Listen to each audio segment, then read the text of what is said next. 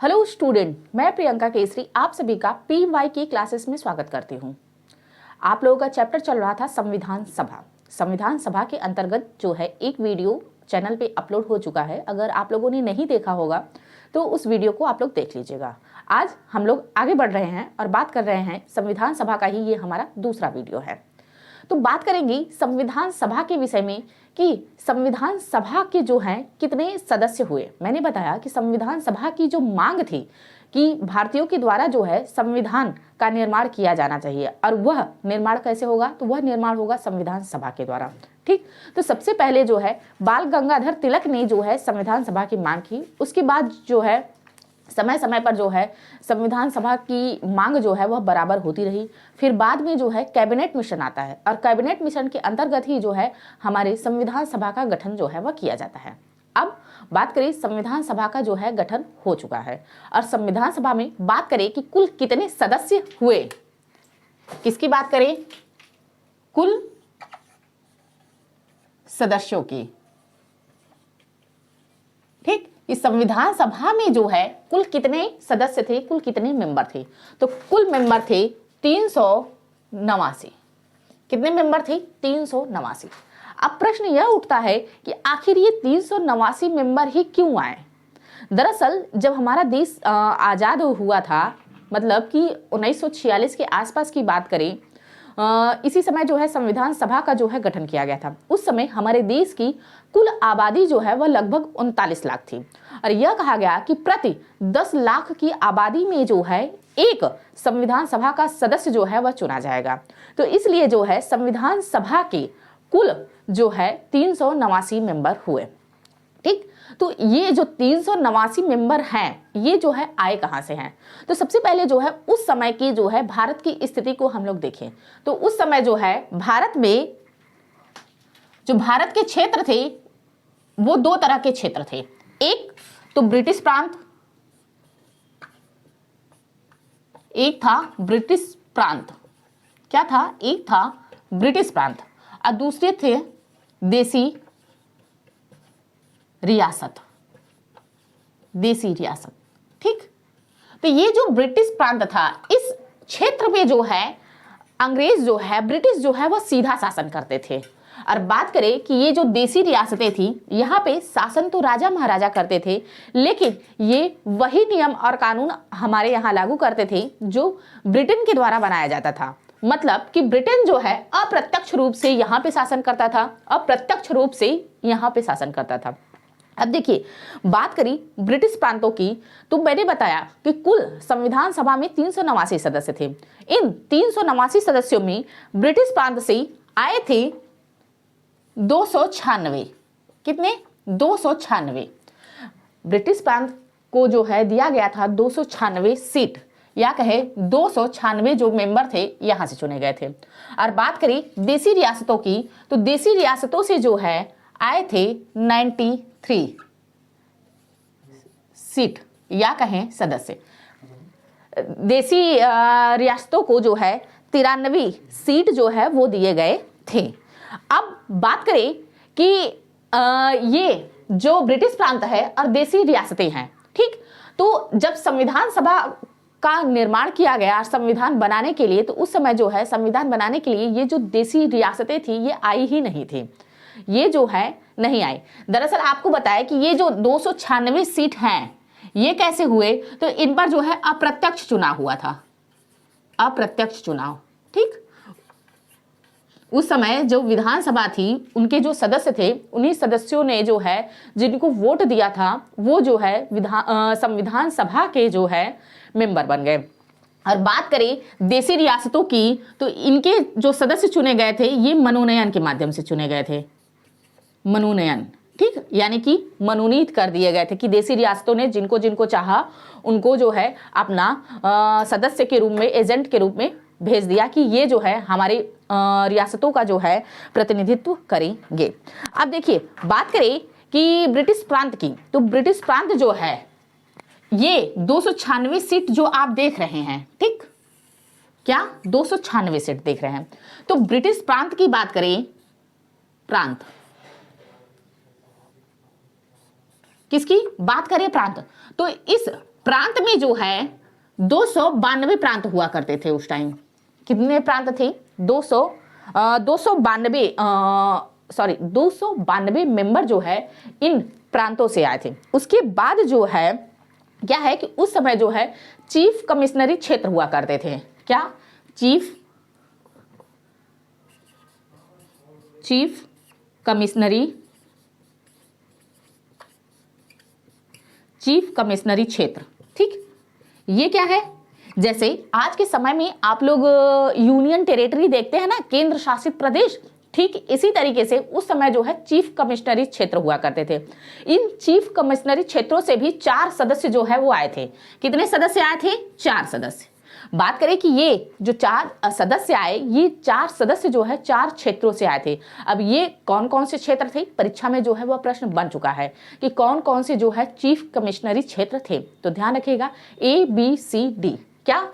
इसको ट्रिक से याद कर सकते हैं, ABCD। ठीक, तो ये जो है ABCD, ये जो है 4 कमिश्नरी क्षेत्र थे। ये है ट्रिक। तो अब ट्रिक में बताएं ए का मतलब। ठीक, ए का मतलब आपका हो गया अजमेर। क्या हुआ? ए का मतलब हो गया अजमेर। इस तरीके से जो है आपको याद करने में दिक्कत नहीं होगा, जो कि आपके राजस्थान में है, अजमेर।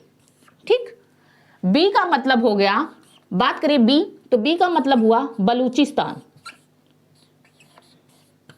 बी का मतलब हुआ बलूचिस्तान, जो कि आपके पाकिस्तान में है। मैं यहां पे पाक लिख दे रही हूं। ठीक, उसके बाद बात करें सी, तो सी का मतलब हुआ कुर्ग। क्या हुआ? कुर्ग।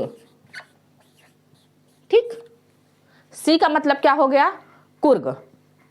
कुर्ग की बात करें कि ये जो कुर्ग है वो कहां पे है, तो ये है कर्नाटक में। कुर्ग जो है वो कर्नाटक में है। इसके अलावा बात करें डी, तो डी का मतलब हो गया दिल्ली। ठीक, क्या? दिल्ली। तो ये जो है 4 जो है चीफ कमिश्नरी क्षेत्र थे। इन चारों चीफ कमिश्नरी क्षेत्र से एक एक सदस्य जो है वह संविधान सभा के लिए जो है निर्वाचित जो है किए गए या निर्वाचित हुए। तो ये रहा क्षेत्रों के विषय में। अब बात करें कि ये जो 292 सीट हैं जो प्रांतों से चुने गए, तो इन 292 सीटों में मैंने बताया था कि उस समय जो है कांग्रेस और मुस्लिम लीग जो है 2 बड़ी पार्टियां हुआ करती थी। तो कांग्रेस ने कितना जीता और मुस्लिम लीग ने कितना जीता, उसके विषय में। ठीक, तो मैं इसको थोड़ा साफ कर दे रही हूं।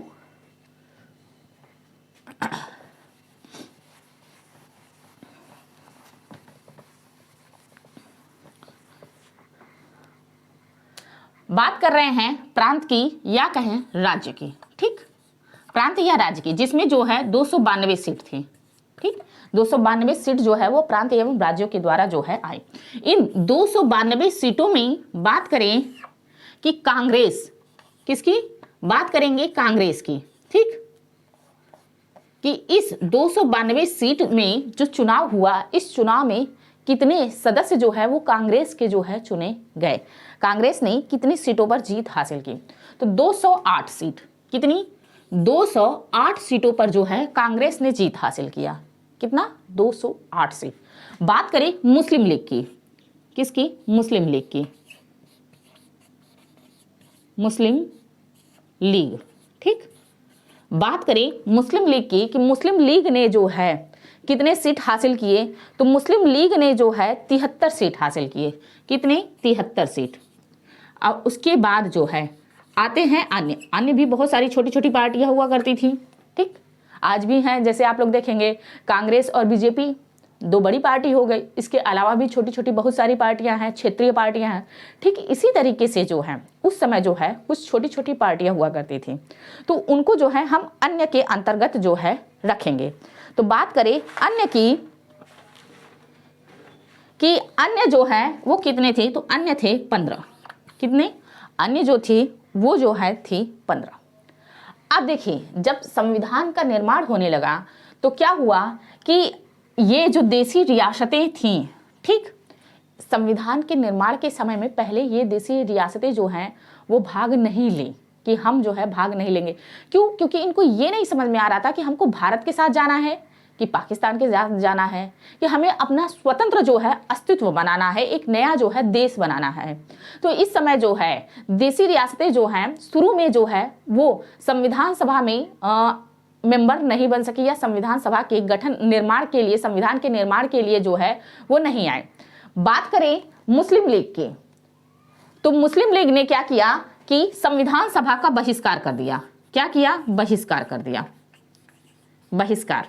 अब बात करें कि आखिर संविधान सभा का बहिष्कार क्यों किया मुस्लिम लीग ने। तो देखिए, पहले क्या है कि मुस्लिम लीग को लग रहा था कि चलो ठीक है, नया देश नहीं बनता है तो भी हम संविधान का निर्माण कर लेते हैं, क्या पता कि हम पूरे भारत का जो है प्रतिनिधित्व करें, राष्ट्रपति बन जाए, प्रधानमंत्री बन जाए। लेकिन जब संविधान सभा के लिए जब चुनाव हुआ तो पता चल रहा है कि कांग्रेस जो है 208 सीट जीत रही है और वहीं मुस्लिम लीग जो है वो 73 सीट जीत रही है। तब क्या है कि उनको ये लग गया कि हम तो जो है भारत का प्रतिनिधित्व नहीं कर पाएंगे, कांग्रेस ही जो है वो भारत का प्रतिनिधित्व करेगी। तो इसलिए इनको ये लगा कि अब जो है हम जो है संविधान सभा का बहिष्कार करेंगे। क्यों? क्योंकि जो है हमारा जो सपना है वो सपना पूरा ही नहीं हो पाएगा और हमें जो है एक अलग से देश जो है वो चाहिए, हमें भारत का बंटवारा जो है वो चाहिए ही चाहिए। तो इसलिए जो है मुस्लिम लीग ने जो है बहिष्कार कर दिया। इधर जो है देसी रियासत जो है स्टार्टिंग में जो है वो शामिल ही नहीं हुई थी। तो इस तरह से जो है संविधान सभा के जो है सदस्य जो है वो आए। ध्यान रखिएगा, इसमें एक पॉइंट और बनता है, एक बहुत ही इंपॉर्टेंट पॉइंट है जहां से प्रश्न जो है वह बन चुका है कि संविधान सभा में कितनी महिलाएं जो हैं वह निर्वाचित हुई थी या कितनी महिलाएं जो हैं वो आई थी। ठीक, तो संविधान सभा में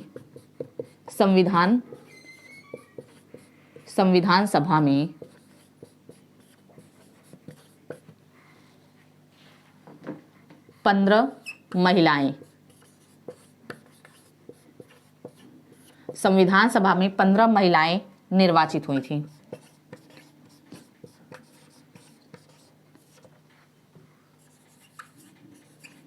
ठीक, संविधान सभा में जो है 15 महिलाएं जो हैं वह निर्वाचित हुई हैं।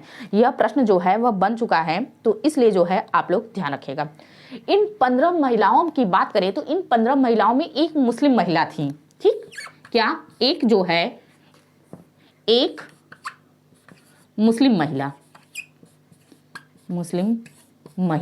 ठीक, तो अभी तक जो है प्रश्न नहीं बना है, लेकिन आगे जो है बन सकता है। तो उन मुस्लिम महिला का नाम जो है वो क्या था? तो ध्यान रखिएगा, उनका नाम था बेगम अय्याज रसूल। क्या नाम था? बेगम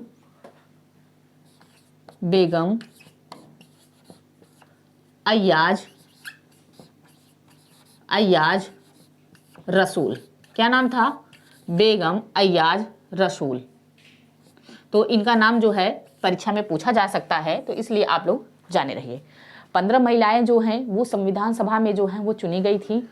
उन 15 महिलाओं में एक महिला जो थी वो मुस्लिम थी और उनका नाम था बेगम अय्याज रसूल। ठीक, तो संविधान सभा के सदस्य जो है वो चुने जा चुके हैं। अब बात करेंगे संविधान सभा की कार्यप्रणाली की कि किस तरह से जो है संविधान के निर्माण करने के लिए जो है संविधान सभा ने कार्य किए। ठीक, तो इसको मैं साफ कर दे रही हूं, आप लोगों में से जिसको नोट करना हो नोट कर लीजिए।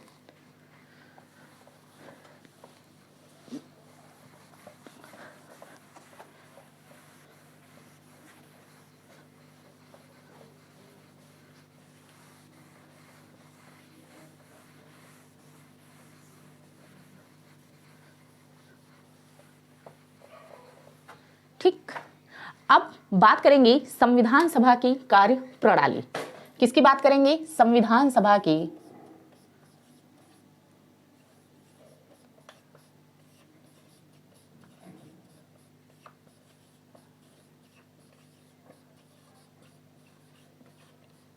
क्या बात करने जा रहे हैं? संविधान सभा की कार्य प्रणाली। ठीक, तो ये हेडिंग आप लोग डाल लीजिए। बात करें संविधान सभा की प्रथम बैठक। ठीक, इन सदस्य जो चुने गए हैं 389 सदस्य, इन सदस्यों की जो प्रथम बैठक है वो कब हुई? तो बात करेंगे सबसे पहले किसकी? संविधान सभा की प्रथम बैठक की। किसकी बात करेंगे? किसकी बात करने जा रहे हैं? प्रथम बैठक की, प्रथम बैठक। ठीक, किसकी बात कर रहे हैं? प्रथम बैठक की। तो बात करें संविधान सभा की प्रथम बैठक की, तो 9 दिसंबर 1946, क्या 9 दिसंबर 1946 को जो है संविधान सभा की प्रथम बैठक का आयोजन किया जाता है। ठीक, इस प्रथम बैठक में जो है 207 कितने, इस प्रथम बैठक की बात करें तो 207 मेंबर या कहें 207 सदस्य, ठीक, 207 सदस्य शामिल हुए। कितने सदस्य शामिल हुए? 207 सदस्य। 389 आप लोग देख रहे हैं कि 389 सदस्य जो है कुल थे, लेकिन उसमें से जो है 207 सदस्य ही जो है संविधान सभा की प्रथम बैठक में जो है वो शामिल होते हैं। इस 207 सदस्यों में जो है 9 महिलाएं थी। कितनी महिला थी?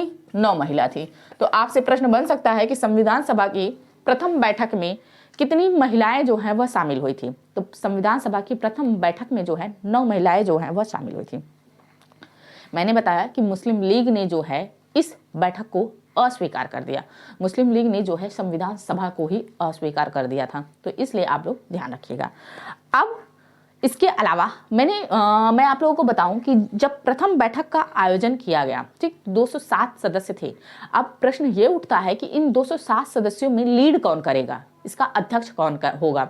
तो उस समय जो है सबसे बुजुर्ग थे, एक व्यक्ति थे सच्चिदानंद सिन्हा, तो उन्हीं को जो है अस्थायी अध्यक्ष के रूप में जो है चुन लिया गया। तो इस प्रथम बैठक में अस्थायी अध्यक्ष बने, अस्थायी अध्यक्ष बने कौन? सच्चिदानंद सिन्हा।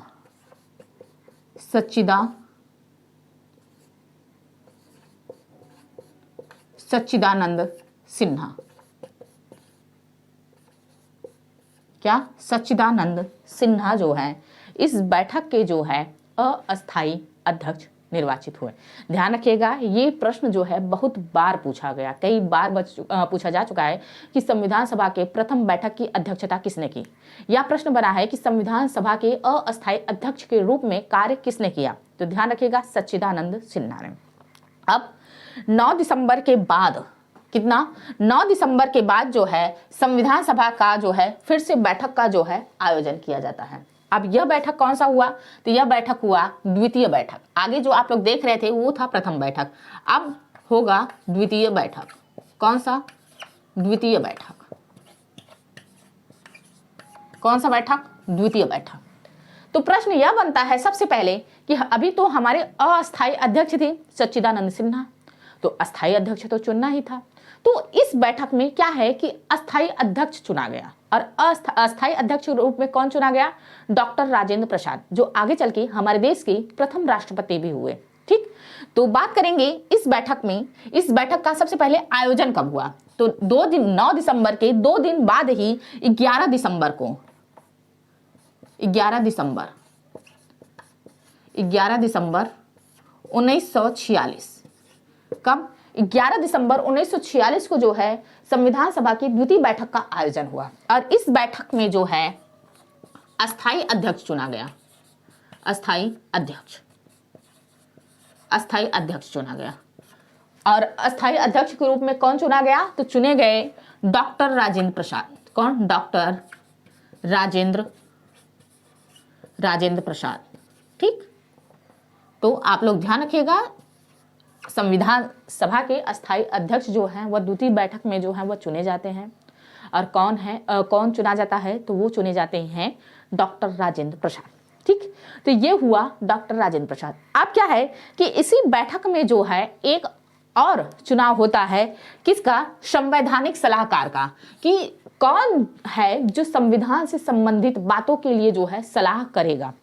तो संवैधानिक सलाहकार, संवैधानिक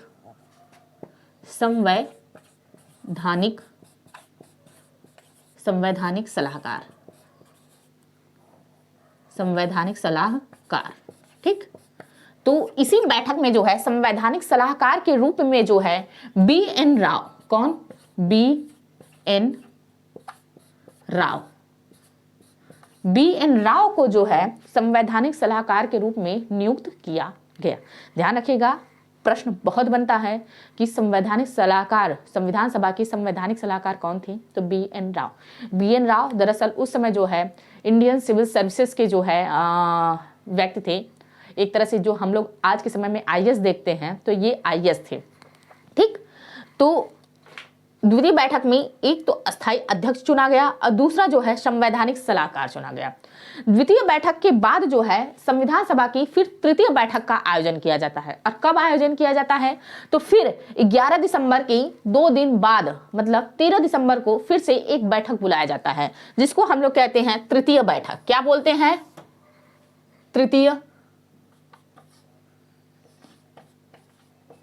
तृतीय बैठक। क्या बोलते हैं? तृतीय बैठक। ठीक, यह तृतीय बैठक कब आयोजित किया गया? तो यह आयोजित किया गया 13 दिसंबर 1946 को। कब आयोजित किया गया? 13 दिसंबर 1946 को इस बैठक का आयोजन किया गया। इसी बैठक में जो है उद्देश्य प्रस्ताव को जो है संविधान सभा के सामने जो है वह प्रस्तुत किया गया। क्या? इसी बैठक में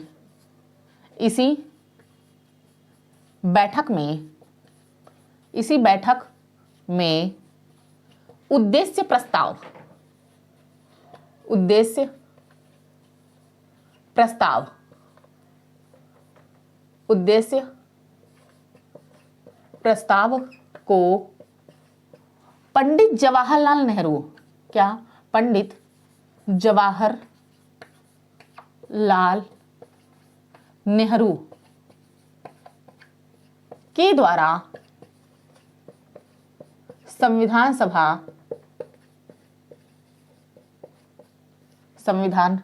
सभा में प्रस्तुत किया गया।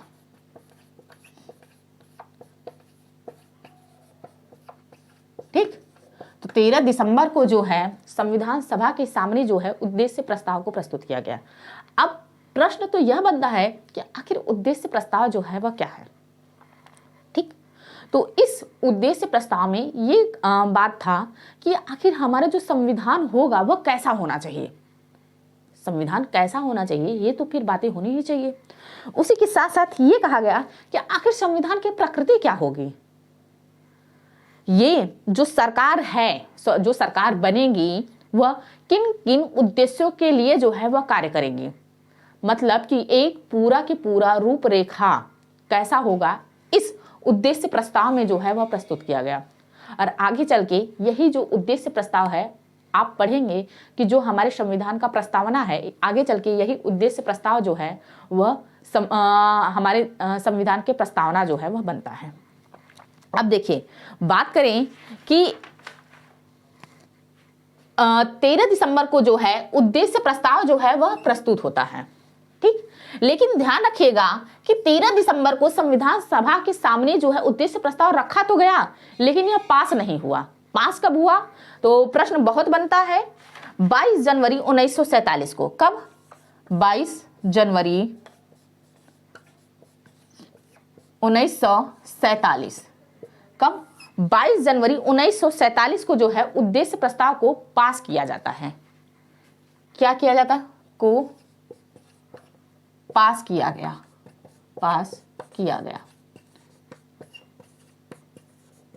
22 जनवरी 1947 को जो है उद्देश्य प्रस्ताव को पास किया गया।